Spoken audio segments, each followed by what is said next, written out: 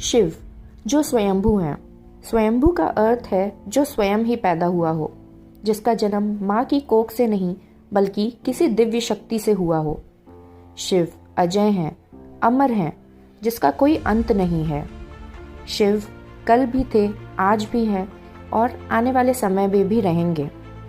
शिव और कैलाश पर्वत को लेकर बहुत सी धारणाएं हैं।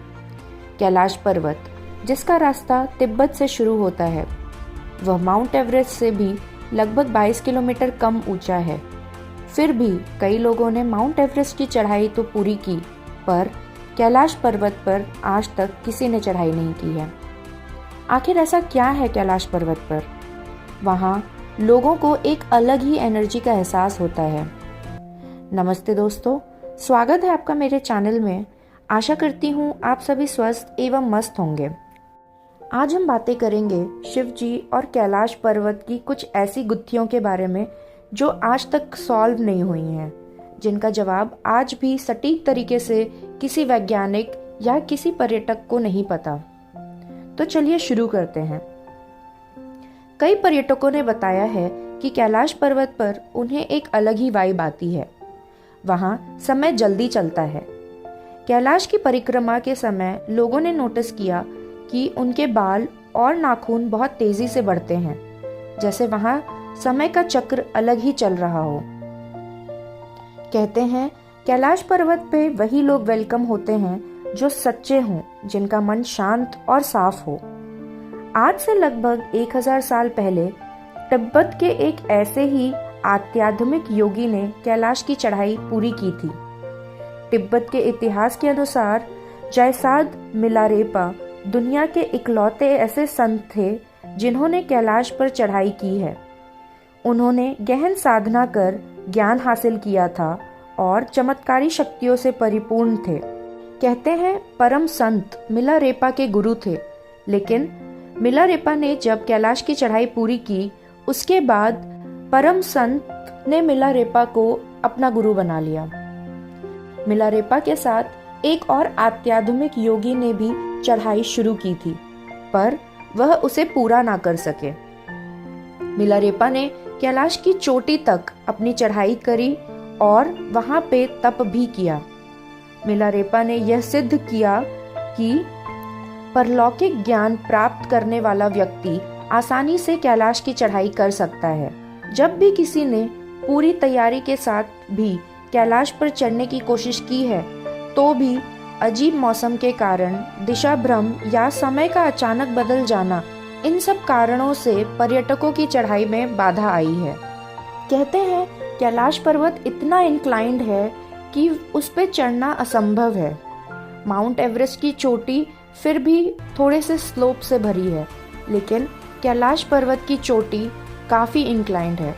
कई लोगों का तो यह भी मानना है कि कैलाश पर्वत एक नेचुरल पर्वत नहीं, जबकि किसी तरीके का मैन मेड पर्वत है। बहुत लोगों के अध्ययन पे लोगों का यह भी कहना है कि शिव जी इस लोक के हैं ही नहीं। उनका मानना है कि शिव जी एक एलियन है जो हमेशा कैलाश पर्वत पर अपनी यूएफओ को रोकते हैं, वहाँ उतरते हैं और फिर इस भूलोक से जुड़ते हैं।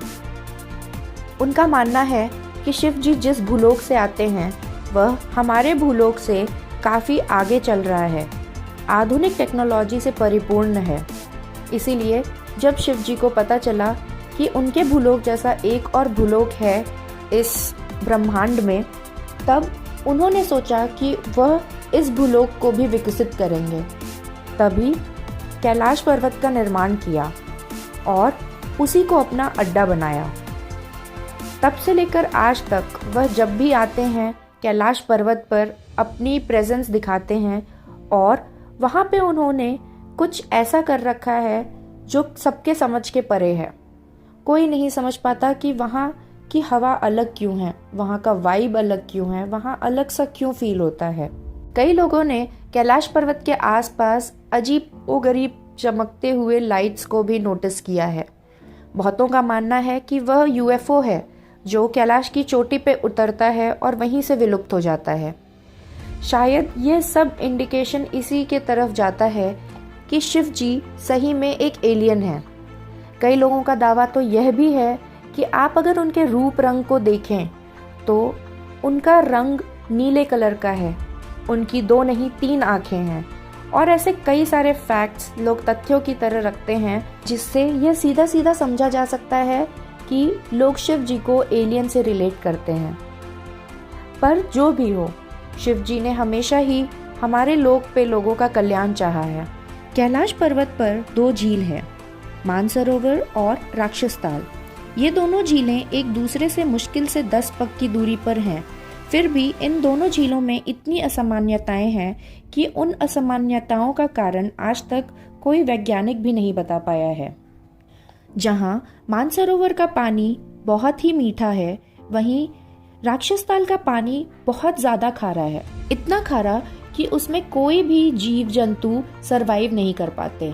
वहीं मानसरोवर के पानी में डुबकी लगाने से हर किसी के पाप दूर हो जाते हैं। मानसरोवर के आसपास आप कई पशु पक्षियों तथा तालाब के अंदर मछलियों को भी देखेंगे। वहीं राक्षसताल के आसपास कोई भी जीव जंतु आपको दिखाई नहीं पड़ेंगे। वैज्ञानिकों का कहना है कि राक्षसताल में कुछ ऐसी बायोकेमिकल गैसें मौजूद है जो ह्यूमन बॉडी के लिए बहुत ही नुकसानदायक है, तो इसलिए राक्षसताल में पैर तक डालना वर्जित है। पौराणिक कथाओं को माने तो मानसरोवर को शिव जी का झील माना जाता है तथा राक्षसताल को रावण का झील माना जाता है। कहते हैं जब रावण कैलाश पर्वत पर बैठ शिव जी की साधना करता था तब उसने ही राक्षसताल का निर्माण किया था। तब से लेकर आज तक वह ताल श्रापित है। उसके पीछे का कारण कोई नहीं जानता। आपकी क्या राय है इस बारे में, हमें कमेंट करके ज़रूर बताएं।